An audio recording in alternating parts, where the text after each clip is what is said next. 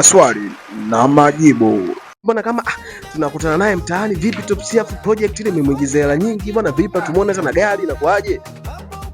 Ni kweli pale tulipata milioni 80, lakini mimi nilipata 600,000 tu, na nikashukuru Mungu nikarudi zangu nyumbani. Subiri kwanza, nikustopishe brother. Kwanza kuna mbele project ya Ulofa iliingia milioni 80.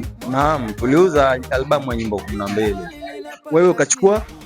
Nikachukua 600,000, lakini bosi aliniambia nenda Tanga kapumzike. Sasa mimi kana napata lawama za watu. Mbona mwanetu tumeuza albamu afu huja tutoa chochote? Na kwa nini? Top, mbona kama unanitisha? Kwa nini nataka kuniambia management ilichangia kupotea? Kwa sababu kama si sababu hiyo kupotea, na management ndio ilipokea ile pesa, ilibidi tungetafutana upya yani.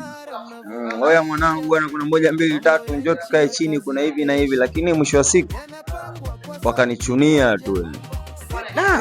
Sasa bwana, pole bwana. Nashukuru. Maswali na majibu.